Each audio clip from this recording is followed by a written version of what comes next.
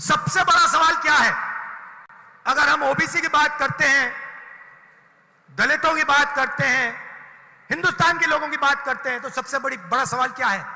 सबसे बड़ा सवाल यह है कि किसकी कितनी आबादी है।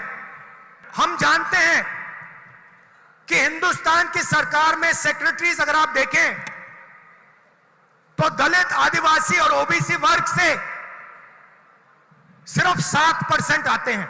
मतलब हिंदुस्तान की सरकार की रीढ़ की हड्डी जो है secretaries of government of India, उसमें से सिर्फ 7% दलित, आदिवासी और ओबीसी वर्ग से आते हैं। तो सबसे बड़ा सवाल है हिंदुस्तान में ओबीसी कितने हैं, आदिवासी कितने हैं, दलित कितने हैं। तो अगर हम धन बांटने की बात करें, अगर हम सत्ता बांटने की बात करें, तो पहला कदम ये होना चाहिए कि भैया किसकी कितनी आबादी है। यूपीए ने, कांग्रेस पार्टी ने 2011 में कास्ट बेस्ड सेंसस किया। पूरे देश की जातियों का डेटा उस सेंसस में है। मोदी जी, आप ओबीसी की बात करते हैं, उस डेटा को आप पब्लिक कर दीजिए, पता लग जाए देश में कितने ओबीसी हैं, कितने दलित हैं, कितने आदिवासी हैं। अगर सबको भागीदार बनाना है, सबको इस देश की प्रगति में शामिल करना है, तो यह तो मालूम होना चाहिए कि कौन कितने हैं। तो मोदी जी, कास्ट सेंसस का डेटा आप रिलीज कीजिए, देश की जनता को पता लग जाए देश में ओबीसी कितने हैं, दलित कितने हैं, आदिवासी कितने हैं। और अगर आप ये काम नहीं करेंगे तो ये ओबीसी पर अपमान है।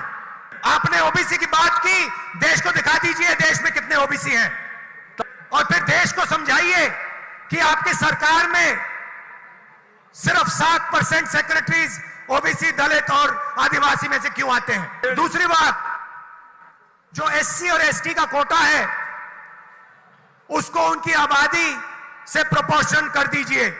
और तीसरी बात, जो रिजर्वेशंस पे आपने 50% का कैप लगा रखा है उसको हटा दीजिए। फिर बात करते हैं ओबीसी का अपमान कौन करता है। भाइयों और बहनों, कर्नाटक में कांग्रेस पार्टी की सरकार आने वाली है। प्रधानमंत्री जी सिर्फ अदानी जी जैसे लोगों की मदद करते हैं। कांग्रेस पार्टी कर्नाटका के किसानों, मजदूरों और छोटे व्यापारियों की मदद करेगी। मोदी जी ने बैंकों के दरवाजे अरबपतियों के लिए खोले हैं। हम बैंक के दरवाजे किसानों के लिए, मजदूरों के लिए, छोटे दुकानदारों के लिए, छोटे व्यापारियों के लिए खोलेंगे। कांग्रेस पार्टी कर्नाटका की सरकार, गरीबों की सरकार, किसानों, मजदूरों और छोटे व्यापारियों की सरकार बनाएगी। मुझे बहुत खुशी हो रही है कि कांग्रेस पार्टी कर्नाटक में एक होकर लड़ रही है। भाइयों और बहनों, पूरी मेजॉरिटी से कांग्रेस पार्टी को यहां जिताना है।